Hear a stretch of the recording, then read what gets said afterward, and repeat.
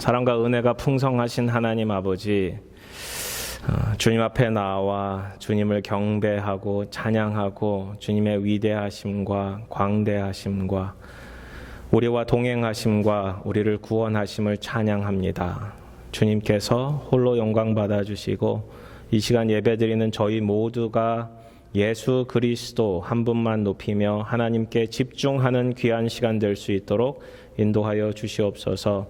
오는 부흥회 저희들 기도하며 준비합니다. 주님께서 선한 길로 풍성한 길로 은혜의 자리로 인도하여 주시고 스피커로 오는 목사님에게도 함께하여 주시옵소서. 주님 찬양합니다. 이 시간 말씀 듣습니다. 저희 마음을 열어 주님을 바라보기를 원합니다. 주님 인도하여 주시고 저희 영혼을 깨워 주시옵소서. 감사하며 이 모든 말씀 예수님 이름으로 기도드렸습니다. 아멘. 토끼와 거북이 이야기 아세요? 잘 모르시는 분들이 없으리라 생각이 듭니다. 토끼와 거북이가 경주를 합니다. 토끼는 발이 빠르고 거북이는 느릿느릿하게 당연히 우리가 잘 알듯이 거북이는 천천히 갈 수밖에 없고 토끼는 그 빠른 발로 열심히 내다릅니다. 그러다가 토끼가 갑자기 뒤를 돌아보다가 쉬기로 결정합니다. 그리고 쉬다가 잠이 듭니다. 그 사이에 거북이는 열심히 힘을 다해 나아가서 결국 골인합니다. 토끼를 젖히고 정상에 도달하여 이긴다는 이야기인데 최선을 다한다는 것, 천천히 가더라도 열심히 지속적으로 가는 것에 대한 중요성을 일깨워줍니다. 현대판 토끼와 거북이 이야기 아세요? 현대판 토끼와 거북이. 토끼와 거북이를 경주를 시킵니다. 누가? 늑대가 경주를 시킵니다. 늑대가 토끼와 거북이를 붙여서 둘 중에 지는 사람 내가 잡아먹을 거야. 그러니까 열심히 해. 그러고 경주를 시킵니다. 토끼는 열심히 달려가고 거북이는 느릿느릿 여전히 갑니다. 그런데 토끼가 장애를 만납니다. 거대한 강이 가로막혀져 있습니다. 토끼가 발을 동동동 구르고 있는데 거북이가 뒤늦게 오더니 거북이가 한마디 합니다. 내 등에 타. 그래서 같이 그 강을 건너갑니다. 토끼가 그 강을 건너가다가 거북이한테 미안한 마음이 듭니다. 그러니까 다 강을 건너고 나서 토끼가 이야기합니다. 거북아 내 등에 타. 그래서 거북이를 등에 얹고 열심히 내달렸습니다. 둘 중에 지는 사람 한 사람 잡아먹으려고 늑대는 기다리고 있는데 동시에 결승선에 골인을 합니다. 늑대는 수많은 군중들 속에서 누구도 이긴 자도 없고 진 자도 없기에 홀로 길을 걸어갔다라는 것이 이 이야기의 마지막입니다. 괜찮죠? 재미있죠? 네. 지금은 경쟁사회입니다. 무한 경쟁사회라고도 일컫습니다. 우리가 어떤 가치를 가지고 살아갈 것인가에 대해서는 우리는 기억해 볼 만한 이야기인 것 같습니다. 경쟁이라는 것보다 누군가를 이긴다는 승리의 가치보다 함께 간다는 가치, 상생이라는 가치, 공존이라는 가치, 생명이라는 가치가 무엇인지를 알려줍니다. 지난주에 책을 읽다가 가르침과 배움의 영성이라는 제가 공부하는 그 과정의 리ኳ이어먼트에서 열심히 읽는데 눈에 들어오는 이야기들이 있어요. 이 시대의 교육에 있어서 가장 큰 문제점 중에 하나는 교육에는 영성을 잃어버렸다는 거예요. 교육에는 영적인 것들을 가르치지 않아요. 케네디 대통령이 클래스룸에서 기도를 없애버린 이후에 더 이상 클래스룸에서는 영적인 것들을 가르치지 않습니다. 절대자의 가치나 우리 속에 영적인 존재라는 것들도 이야기하지 않습니다. 대신에 지적인 욕구를 채워주기 위해서 직업적 교육을 중심으로 한 그 가치를 가지고 가르칩니다. 그러다 보니까 이 지식이라는 것이 파괴적이 되더라도 우리는 그것을 컨트롤할 힘이 없어요. 누군가에게 어려움이 되는 일들이라 하더라도 그 가치가 할만하면 꼭 필요한 일이라면 누군가의 희생을 감수하서라도 그것을 해야 된다라는 것이 이 시대가 가지고 있는 세상적 가치입니다. 하지만 성경은 그렇게 가르쳐주지 않습니다. 성경은 경쟁을 가르쳐주지 않습니다. 성경은 우리가 누군가를 지배해야 하거나 지배당해야 한다라는 사실을 가르쳐주지 않고 누군가를 섬겨야 한다는 사실을 알려줍니다. 누군가를 이긴다라기보다, 정복한다기보다, 물론 사단을 정복하고 사단을 이긴다라는 그 가치는 필요하지만 그것보다 더 중요한 것은 하나님 나라에 있다라는 사실을 우리에게 알려줍니다. 오늘 본문에 있는 이 38년 된 병자, 상상치 못합니다. 38년 동안 아픈 거야. 어떤 이들은 장애인이라고 이야기를 하고 어떤 이들은 중풍병자라고도 이야기를 하는데 생각해 보세요. 38년 동안 아팠다. 그리고 이 사람은 누구보다도 자기 스스로를 움직일 수 없는 사람이었어요. 자기 속에 있는 그 마음의 병이 더 많이 들어서 영혼의 병이 어떤 것인지를 오늘 본문을 통해서 알려줍니다. 제가 이 물속에 좀 들어가고 싶은데 다른 사람들이 저보다 먼저 가요. 그 한탄 섞인 한마디, 그것을 통해서 38년의 병이 어떠했는지를 알려줍니다. 경쟁이 심한 이 세상 속에서 어떠한 가치를 추구하며 살아야 될까? 오늘 본문을 통해서 좀 같이 나누고자 합니다. religion이라고 하는, 종교라는 단어는 연결되고자 하는 추구, 즉 connect에 있다라고도 이야기를 하고, 다시 묶는다라는 혹은 리가르라는 그 두 단어의 합성어로서 라틴어로 존재합니다. 뭔가를 다시 묶어주는 거예요. 그게 종교라는 거예요. 절대자를 다시 묶고 같이 동행하고 함께 간다라는 거예요. 오늘 본문도 사실 디스커넥트 되어 있는, 연결되어 있지 않은 그 사람이 예수님과 어떻게 연결이 되고 예수님을 어떻게 바라보기 시작하는지 그 인식의 전환을 이끄는 데까지 이릅니다. 근데 2장, 3장, 4장에 나타난 믿음에 대한 중요한 모티브는 가져가지 못합니다. 이 사람의 한계점이 무엇인지를 드러내요. 그리고 요한복음 5장 전체는 우리에게 믿음이 무엇인가를 알려주는 그 핵심이 결국은 예수님임을 오늘 본문을 통해서 알려주고 있습니다.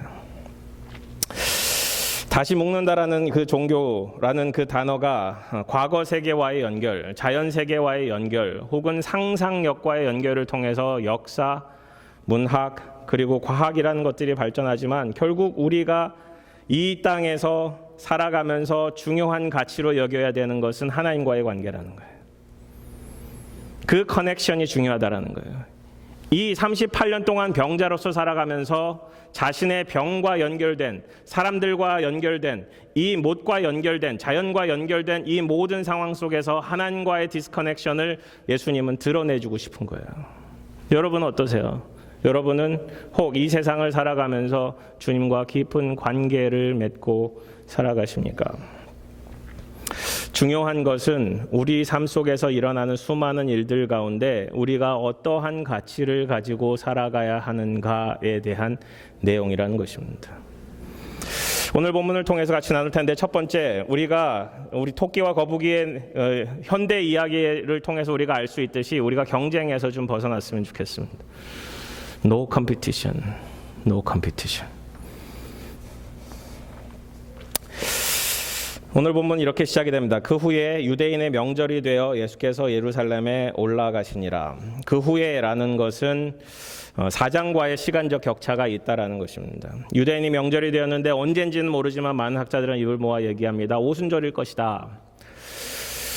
예수님께서 예루살렘에 올라가셨어요. 예루살렘에는 양문 곁에 히브리 말로 베데스다라 하는 못이 있습니다. 연못이 있는 거예요. 양문은 예루살렘에 들어갈 때 희생 제물들을 가지고 들어가는 문이었어요. 그렇게 쉽게이트라고도 이야기를 합니다. 베데스다라는 못이 있는데, 베데스다라는 못은 그 말이 자비의 집이라는 거예요.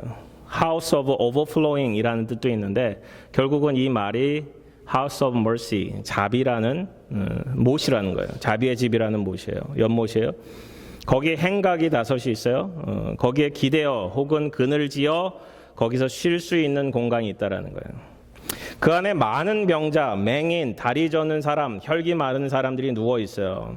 그리고 나서 과로로 물의 움직임을 기다리는데, 이는 천사가 가끔 못에 내려와 물을 움직이게 하는데, 움직인 후에 먼저 들어가는 자는 어떤 병에 걸렸든지 낫게 됨이러라 라고 괄호로 묶어주고 있습니다. 이 말씀은 사실 원문에 없을 가능성이 훨씬 높아요.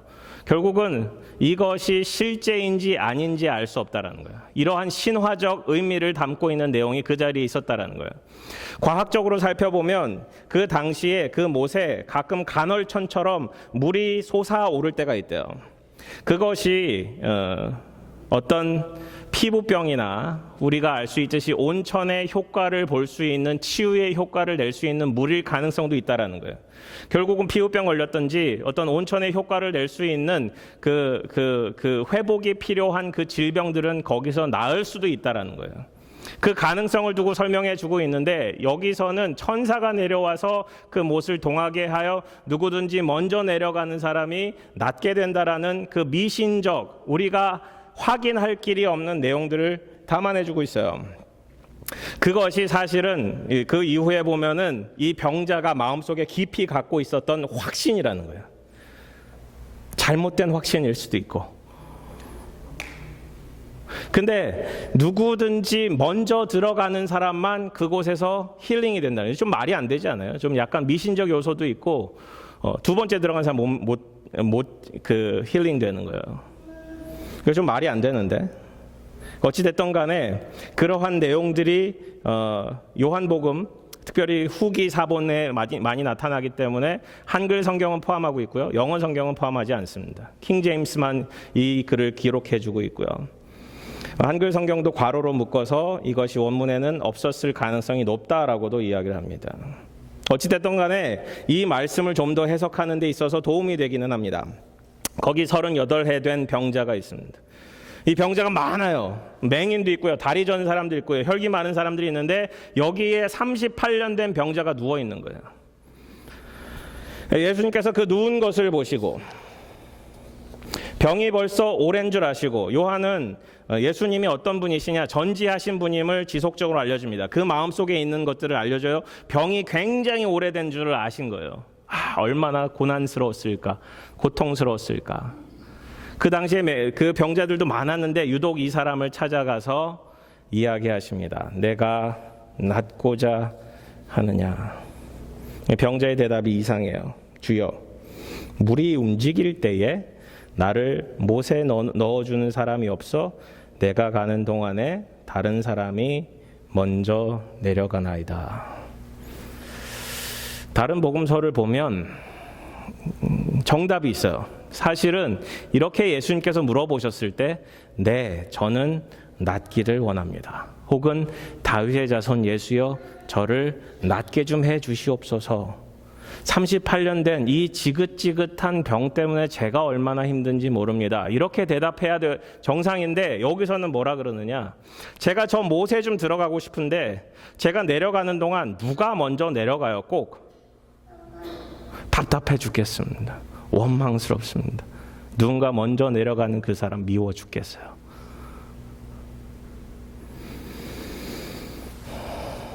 본문을 좀 더 자세히 살펴보고자 합니다. 2장에는 정결에 쓰이는 물이 포도주로 된 사건이 나타납니다. 3장에서는 니고데모와의 대화 가운데 예수님께서 말씀하십니다. 물과 성령으로 거듭나지 않고는 하나님 나라를 보지도 들어갈 수도 없다라는 물에 대한 모티브를 설명해 주십니다. 4장에서는 우물가에서 우물을 찾아온 이 여인과의 대화 가운데 영원히 목마르지 않는 생수를 주겠다라고 말씀하시고 예수님이 누구신가를 알려주십니다. 그리고 나서 5장에는 이 못, 베데스다 연못가에서 일어난 사건입니다. 그리고 그 물에는 특별한 효능이 있어요. 그러니까 세상 사람들이 믿고 있는, 특별히 유대인들이 믿고 있는 이 특별한 효능을 지속해서 기대감을 가지고 나아가고 있는 거예요. 이 38년 된 병자는 하나만 바라봐요. 하나님께서 그 땅 거기를 이게 동해에서 만들어 주셔서 하나님께서 치유로 이끄시는 그 하나님을 바라보는 게 아니라 그 물이 언제 동하는지 바라보고 누군가 다른 사람들보다도 내가 먼저 그 자리를 가야 된다라고 지속적으로 믿고 있는 거예요. 그가 믿고 있는 바는 그가 먼저 그 삶 가운데 프라이어리티로 두고 있는 그 딱 한 가지, 물이 동할 때 천사가 와서 그 물이 동할 때 거기에 내려가는 그거예요. 예수님이 하나님의 아들로 이 땅에 오셔서 그 치유해 줄 수 있는 능력이 있는 자임을 이 사람은 인식하지 못하는 거예요. 절대 인식하지 못해요. 왜 그랬느냐? 왜 예수님을 온전히 인식하지 못했느냐? 그 마음 가운데 누구보다 먼저 저 물에 좀 들어갔으면 좋겠다는 그 잘못된 믿음에 근거하고 있기 때문입니다. 우리가 예수님을 믿는 이유가 다양합니다. 예수님을 믿게 된 계기도 다양합니다. 우리 부모님이 믿어서, 혹은 어렸을 적에 믿어서, 혹은 미국에 와서 믿어서, 아내가 믿어서, 혹은 누군가의 전도를 통해서, 혹은 내가 너무 영혼이 너무 힘들어서 제 발로 찾아간 경우들도 허다합니다. 그런데 그 핵심에, 믿음의 핵심에 내가 있는가, 혹은 하나님이 있는가 우리는 점검해 볼 필요가 있어요. 이 사람은 철저히 자기 중심이었어요. 내가 낫기를 원하냐라는 질문 가운데 그 사람은 자기에 대해서 얘기하지 않아요. 누군가를 향해서 이야기합니다. 나를 그 못에 넣어줄 사람이 없어서, 그리고 나보다 먼저 다른 사람들이 먼저 들어가기 때문에 저는 여전히 38년 동안 요 모양 요 꼴로 살아가고 있습니다.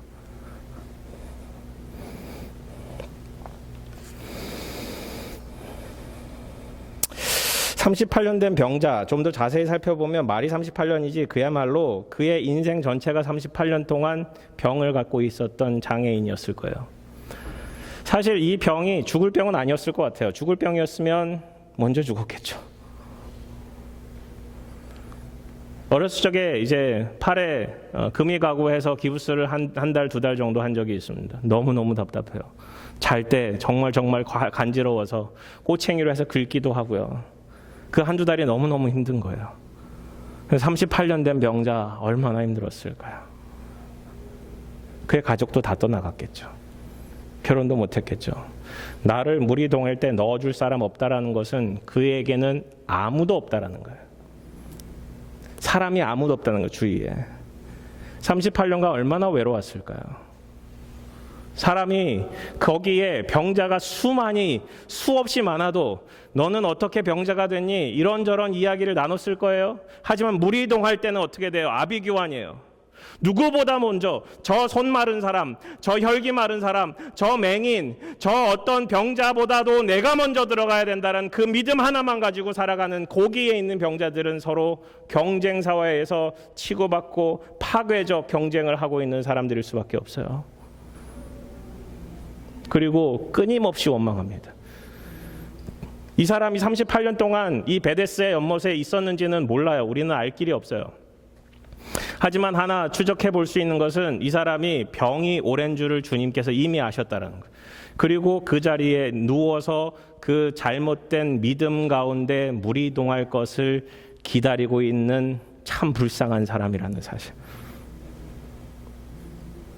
주위 사람 지속적으로 욕하고 저주하고, 새로 누군가 병자가 오면 환영하지 않겠죠. 자신의 경쟁자니까.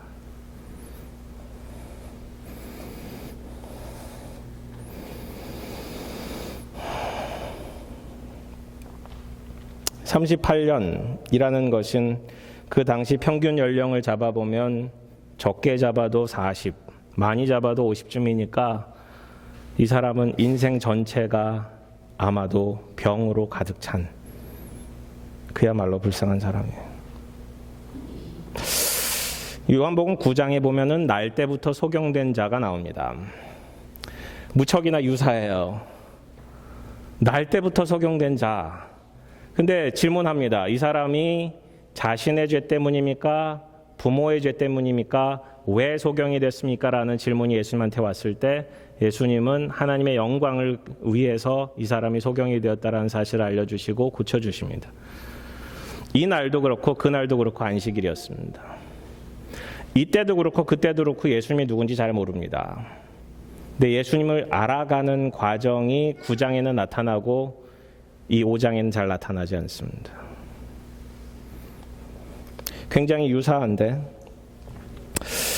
이 병자가 갖고 있었던 잘못된 기대, 마음, 그리고 예수님을 만난 후에도 예수님이 누구신지 전혀 알지 못하는 이 사람은 결국 어떻게 되었는지 본문은 가르쳐주지 않습니다. 헛된 망상, 헛된 믿음, 경쟁과 이기심, 원망과 시기, 질투가 만연한 사회에서 살았던 38년간의 이 병자는 예수님을 조금씩 알아가지만, 예수님이 누구신지 알아가지만 예수님이 자신을 치유한 것 외에는 더 깊은 자리로 나아가지 못합니다.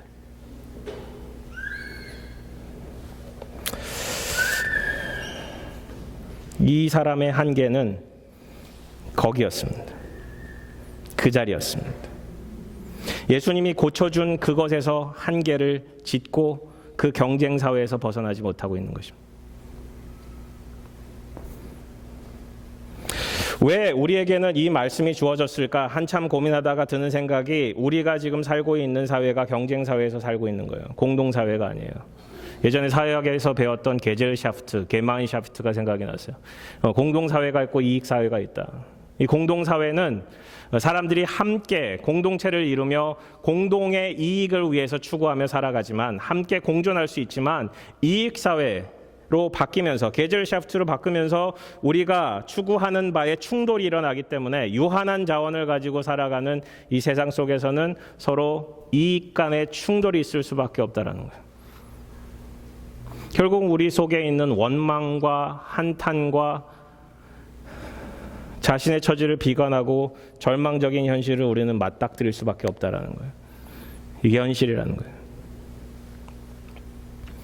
베데스다 주위의 연못 다섯 개의 행각은 정말로 수많은 사람들이 머물 수 있는 자리였음을 알려줍니다.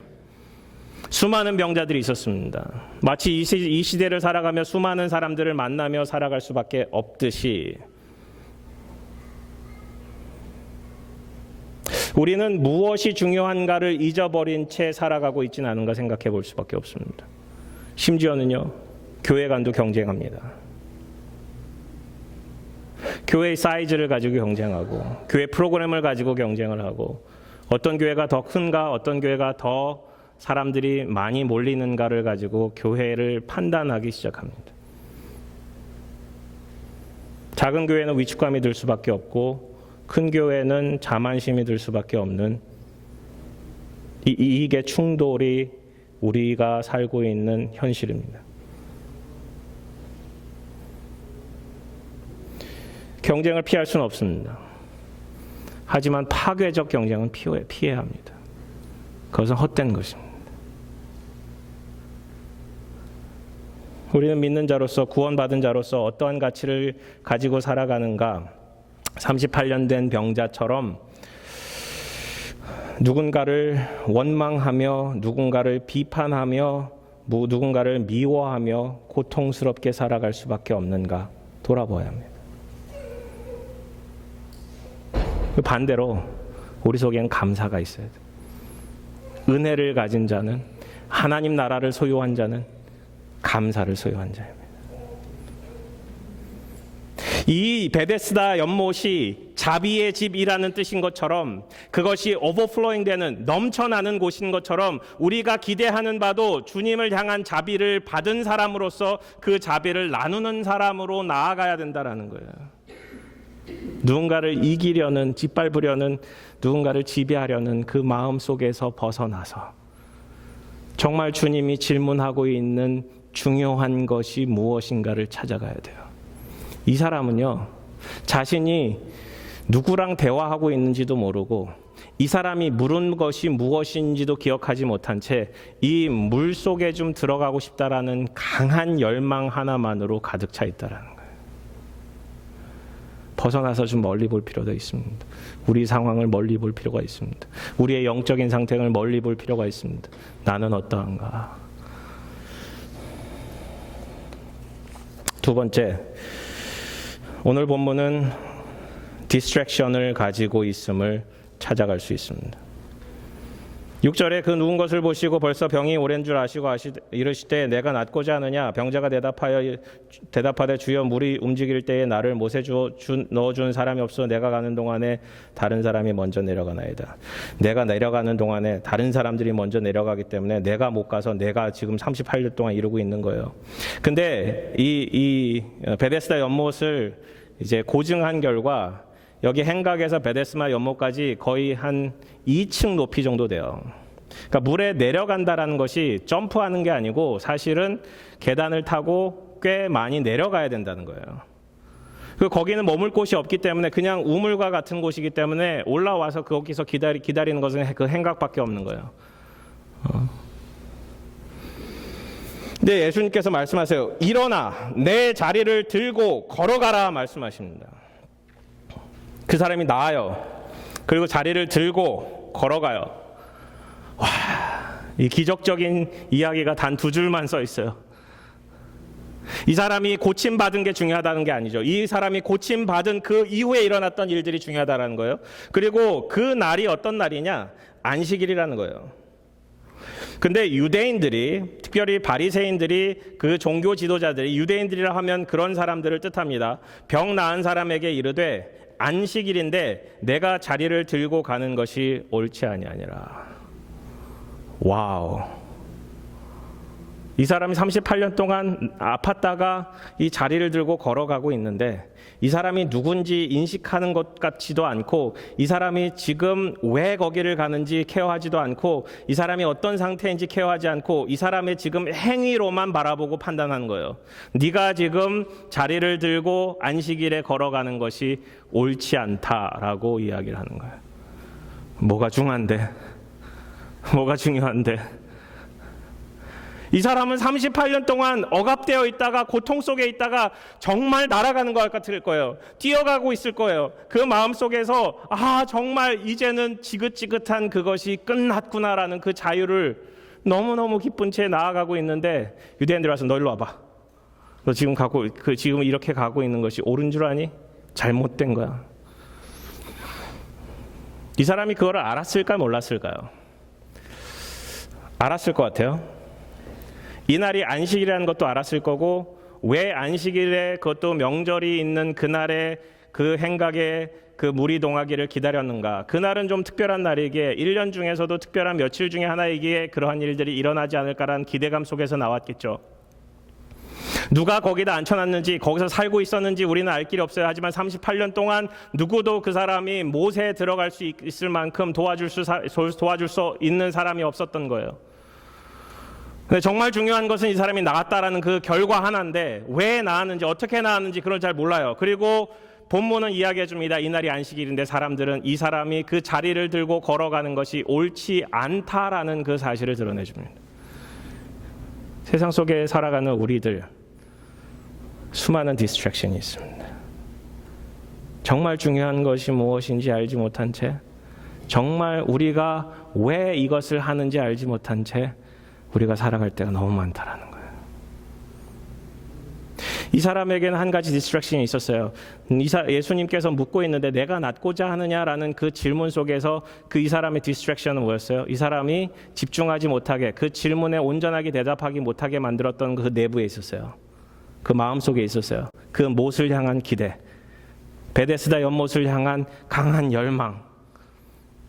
유대인들이 안식일에 자리를 들고 걸어가는 것이 모세 율법에 위반되는 행위였기 때문에 잘못됐다라고 얘기하고 있는 지금 상황도 사실은 정말 중요한 것이 뭔지 알지 못한 채 그 마음속에는 유대인들의 마음속에는 지켜야 하는 기본 원칙들이 있었다라는 거예요. 그게 중요한 가치라는 거예요. 유대인들에게는 모세 율법이 그 어떤 것보다도 중요한 가치라는 거예요.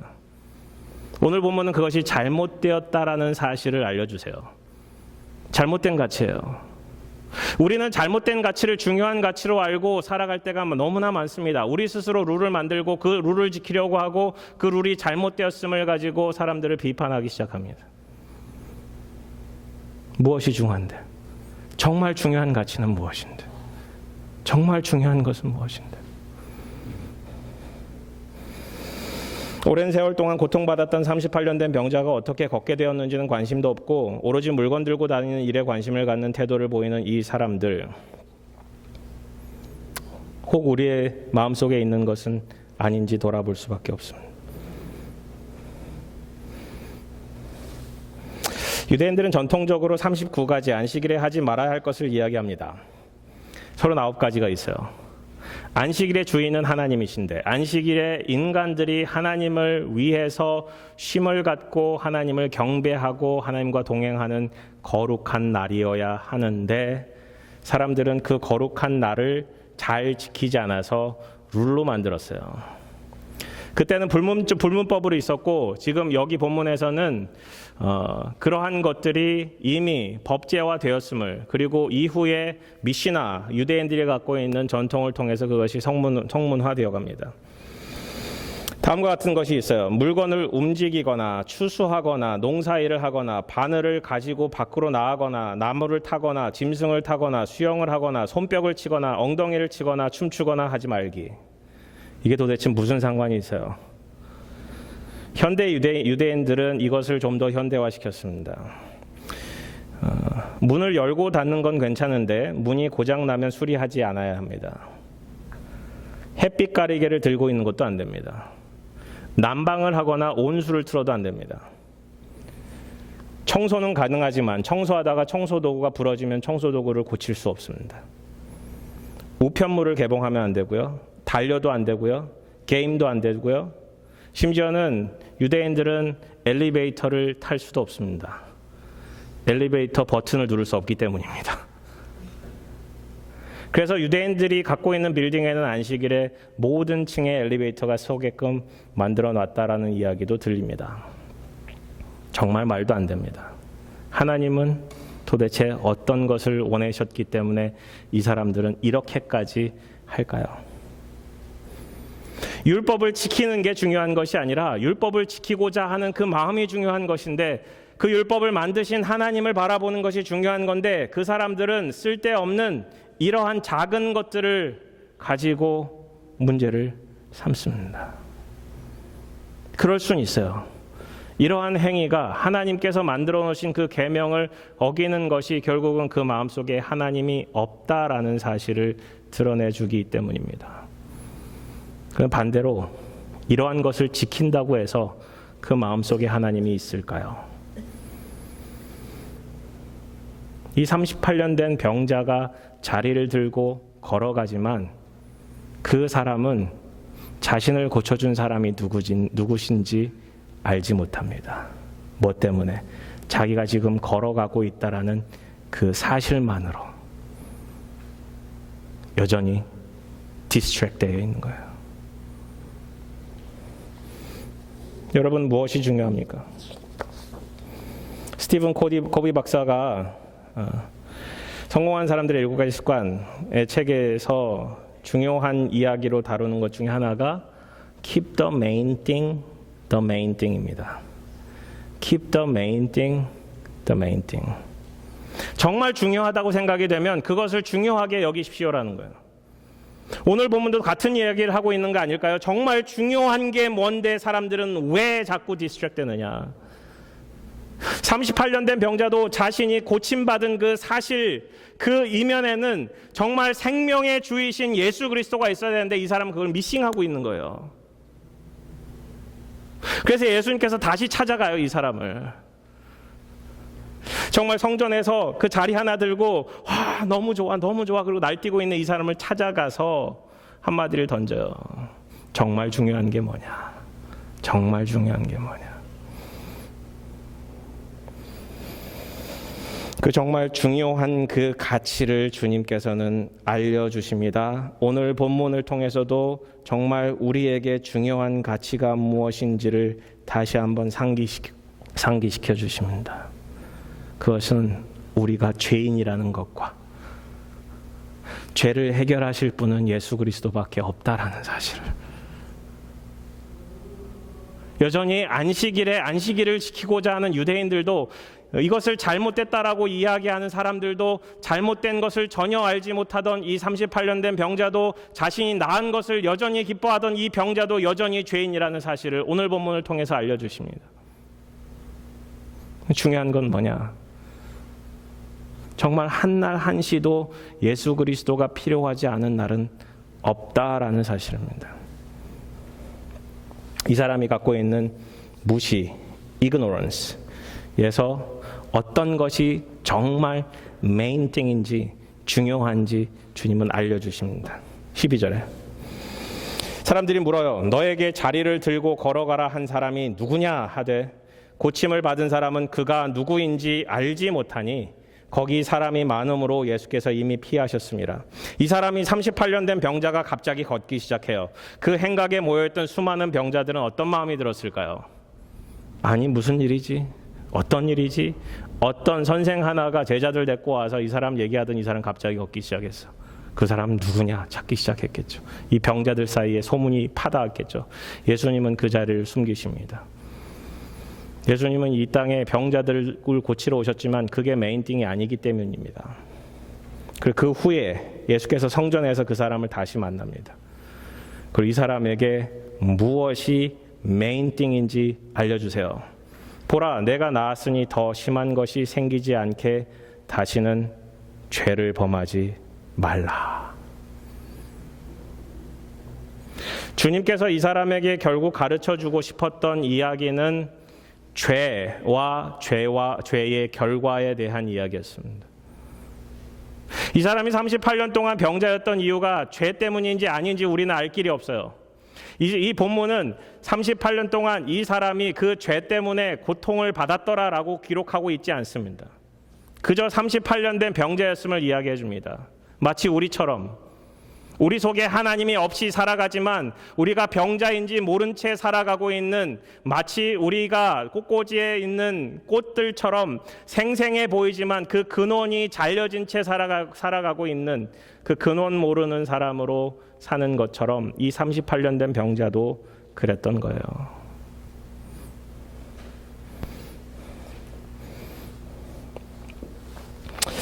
네가 나았으니 더 심한 것이 생기지 않게 다시는 범죄하지 말라. 그간의 고생과 고통을 회복해 주신 하나님의 은혜를 기억하라라는 말이기도 하고, 이 사람이 속에 가졌던 다른 사람들을 향한 분노와 원망과 시기심에 대한 죄를 더 이상 짓지 말라라는 이야기이기도 합니다. 왜? 예수님께서 내가 낫고자 하느냐 했을 때 그 마음에 있었던 원망과 울분과 자기 주변에 사람이 없음에 대한 그 울분이 터져 나왔기 때문입니다. 그게 죄예요. 근데 더 심한 것이 생기지 않게 다시 죄를 짓지 마라. 결국은 죄와 질병의 연관관계인데, 여기서 말하는 죄는 결국은 하나님을 향한 범죄요, 결국 예수 그리스도가 누구신지 인식하지 못하는 것이요, 결국은 주님과의 디스커넥된 그것이며, 더 심한 것, 결국 영원한 멸망으로 나아가지 말라는 주님의 충고이기도 합니다. 결국 메인띵이 뭐냐? 죄를 해결하라는 거예요. 요한복음은 우리에게 알려줍니다. 모든 사람이 죄인이라는 그 사실과 모든 사람을 구원하시기 위해서 독생자가 오셨다라는 사실과 그를 믿는 사람들마다 멸망치 않고 구원을 받는다라는 그 단순한 복음의 진리를 우리에게 알려주고 계신 거예요. 그 사람이 유대인들에게 가서 자기를 고친 이는 예수라 고백합니다. 너에게 자리를 들고 가라 한 사람은 누구냐? 즉 유대인들에게 가장 중요했던 이 안식일을 지키는데 회방을 놓은 사람이 누구냐라는 질문 가운데 이 사람의 고백은 자신을 고쳐준 사람은 예수입니다라는 고백이에요. 이 사람이 믿음을 가졌는지 믿음을 갖지 않았는지 더 심한 것들이 생겼는지 본문은 기록해 주지 않습니다. 여기서 맞춰집니다. 본문의 결과로 예수님과 유대인들의 사이는 더 멀어집니다. 그리고 예수님을 믿는 사람들을 출교하기로 결정을 합니다.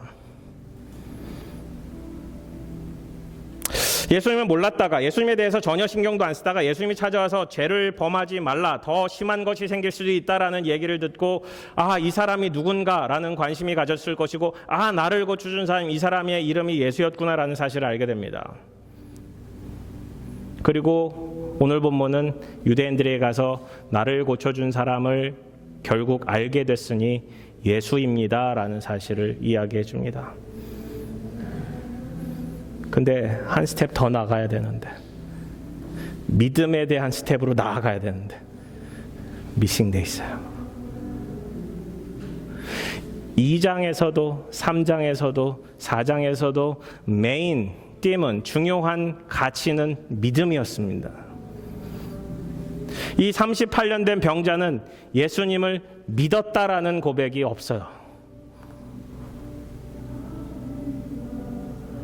정말 중요한 것을 까먹고 있는 거예요. 우리가 예수님을 믿는다라고 고백하는 것이 믿음이 아니잖아요. 우리 마음속에 깊이 믿는 그것이 믿음이잖아요.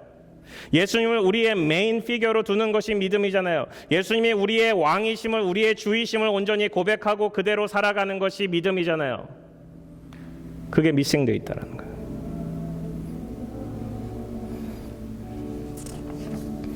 예수님은 그걸 고쳐주기를 원하셨어요.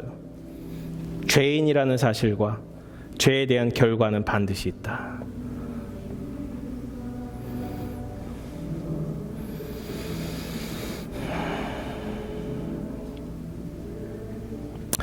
구장에 날 때부터 소경된 자와 대비된다라고 말씀드렸어요. 그때도 안식일이었어요. 유대인들이 길길이 날뛰기 시작합니다. 소경된 자의 부모도 데리고 오고 소경된 자에게 묻습니다. 그리고 나중에 예수님께서 소경된 자를 찾아오세요. 그리고 믿음을 확인해 주십니다. 이 사람에겐 그게 없어요. 결국 우리에게 필요한 것은 주님께서 우리에게 찾아오셔서 네가 낫고자 하느냐, 내 병을 낫고자 하느냐, 내 죄를 해결하길 원하느냐라고 물을 때 네, 그렇습니다. 주님을 믿기를 원합니다. 주님과 동행하기를 원합니다. 나의 주, 나의 왕이 되어 주십시오라는 그 고백이 우리에게 필요하다라는 거예요. 주일날 와서 주님께 예배하는 이 자리가 그 고백이 있는 자리여야 되고, 여기서 그 은혜를 세상 가운데 정말 필요한 가치로, 중요한 가치로 살아내는 그것이 믿음입니다. 38년 동안 이 사람은 고통받았습니다. 육체적 고통이 관계적 고통으로, 심적 고통으로 그에게 영적 고통이 있다는 사실도 오늘 본문을 통해서 알게 됩니다. 왜 38년이나 걸렸을까요? 왜 38년이나 이 사람이 예수님을 만났는데 38년이나 걸렸을까요? 38년 동안 이 사람은 얼마나 고통스러웠을까요? 아브라함이 75세 때 주님의 약속을 받지만 약속의 아들이 태어난 건 100세입니다. 25년이나 흐른 100세 때에서야 하나님의 약속이 이루어져요. 요셉은 17세의 꿈을 꾸지만 결국 노예로 팔려가서 13년 동안 고생을 노예로서 죄수로서 하게 됩니다. 결국 13년이 지난 그때가 되어서야 하나님 주신 그 꿈이 이루어져요. 모세는 왕자로 살다가 40년간 떠돌이 목자로 살다가 주님께서 주시는 부르심으로 이스라엘 백성들을 이끌고 광야로 나아갑니다. 약속의 땅을 결국은 바라보며 죽습니다. 40년 동안이나 광야 생활을 합니다. 38년 된 병자가 살아갔던 삶은 그 죄의 결과가 얼마나 아픈지 아는 사람으로 빚어가는 과정이었습니다. 예수님께서 더 심한 것이 생기지 않게 죄를 범하지 말라 했을 때 이 사람은 38년의 삶보다 더 심한 것이 무엇일까를 고민했을 것 같습니다. 우리에게는 그 고민이 필요합니다. 죄의 결과에 대한 고민, 인내의 시간. 오랫동안 기도 제목을 붙들고 기도하시는 분들이 계신 줄 알고 있습니다. 그 기도 제목이 이루어지지 않는 것을 통해서 하나님은 왜 그러셨을까 궁금하신 분들도 계시리라 생각이 듭니다. 절망과 원망과 위기와 심한 경쟁 속에서도 우리는 중요한 것이 어떤 것인가 잘 보이지 않는 그 상황 가운데 우리 곁에 계신 분이 계십니다. 예수님이십니다. 우리의 상황이 중요한 게 아니라 우리 경쟁 사회에서 살고 있는 이 팩트가 중요한 것이 아니라 결국은 주님께서 우리와 동행하시며 너에게 정말 중요한 것이 뭐니라고 일깨워 주시는 그 과정이 필요하다라는 것입니다. 주님, 제가 여기 있습니다. 주님, 저를 고쳐주십시오. 주님만이 저의 문제를 해결하실 수 있는 유일한 길입니다라는 것이에요. 결국 주님께서 주신 그 약속을 붙들기 위해서는 우리에게는 인내가 필요합니다. 히브리서 10장 36절 너희에게 인내가 필요함은 너희가 하나님의 뜻을 행한 후에 약속하신 것을 받기 위함이라. 결국 이 베데스다가 진정한 자비의 집이 되기 위해서 예수님의 치유가 필요했고 예수님의 말씀이 필요했고 그것에 대한 순종이 필요했고 우리에게 얼마나 죄가 있는지에 대한 인식이 필요했다는 것입니다. 나를 고쳐준 이는 내 문제를 해결해주는 예수다라는 그 고백이 이 사람의 믿음이 결국 있었는지 없었는지는 우리는 알 길이 없지만 우리에게 필요한 고백이다라는 사실을 오늘 본문을 통해서 알려주십니다. 결국은 메인 띵이 뭐냐? 예수입니다. 우리가 바라봐야 할 분은 예수고 우리가 절망 가운데 고통 가운데 어려울 가운데 우리가 정말 바라봐야 할 분은 예수고 우리의 최고의 가치는 예수고 우리 삶의 변화를 일으키는 분도 예수시며 우리의 삶의 목표는 예수이다라는 사실을 우리에게 알려주십니다. 오늘 같이 예배드리는 저와 여러분이 경쟁이 아니라 자비와 은혜로 디스트랙션 되고 정말 ignorance, 뭔가를 기억하지 않는 데서 떠나서 예수님이 메인 띵이 되시고 영광이 되시는 그 길을 걸어가기를 주님의 이름으로 축원합니다. 같이 기도하시겠습니다.